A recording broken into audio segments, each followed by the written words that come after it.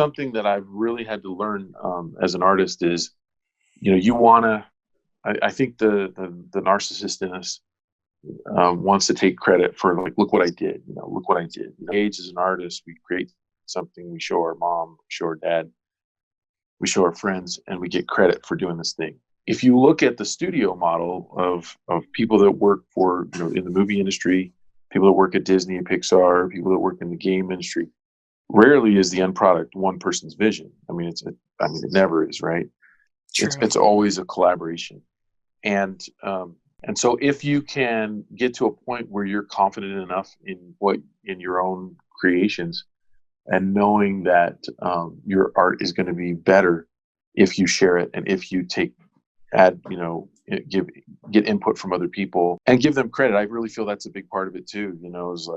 Is when I was doing those fan art characters, I always credited people that gave me ideas. In fact, I sent a lot of people to dinner, gave them a gift certificate, because I encouraged that creativity coming in from other people, because there's no way you can compete with the hive mind, and as soon as you learn that as an artist, I think it makes you better, because you can really draw on other people's help. So one of the ideas specifically for the Christmas characters was I was going to give the elf a knife, and my wife said, what if he's sharpening a candy cane? And as soon as I saw that visual in my mind, I'm like, that's so much funnier. That's just so much better. It's so much more appropriate to what he would maybe do. So yeah, I really believe when you put that on your list of sharing, I think that's a huge part of creativity. Thinking that you can do it all yourself is kind of a fallacy. I should add to that goes a long way in professional relationships as well. I don't know about you guys, but earlier in my career, and when I say that earlier, I mean like up until like last year, I would be nervous to ask for feedback from an art director, saying like, I don't know which color's good on this. What do you think? Here, and then I give them like 3 colors to choose from.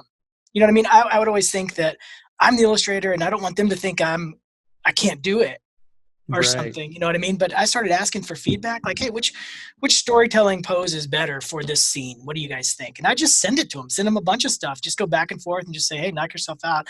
There's no wrong answer. And just getting rid of that insecurity, like they're going to think that I'm weak for not making the perfect decision. And man, it changed everything in terms of my working relationships. That's so cool. I kind of did the same thing too. We're working on this Inktober book, me and my publisher, the Inktober handbook, which comes out next year. And I said, now, we got to figure out a cover. And I told her just point blank, like, I know you have a marketing team that's going to weigh in on a cover. You yourself have, as an editor, know what's good for a cover, and the art director too. Like, this is your business. So before I even do anything, why don't you just send me like 5 covers that you think look really cool, that you want this to like live in that same world?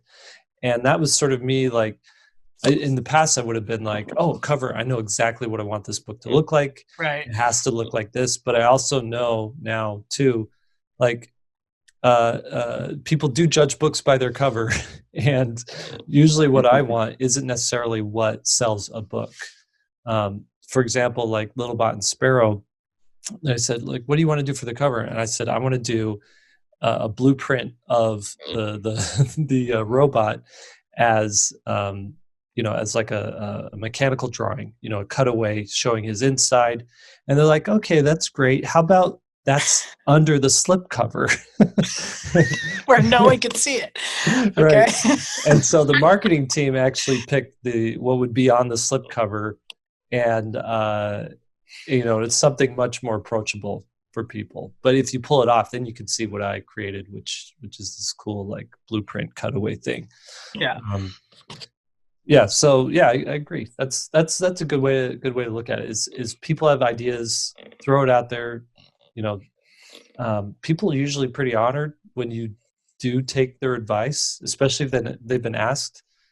I have a friend who's like, don't ask me for any more advice. I'm like, why? Why not?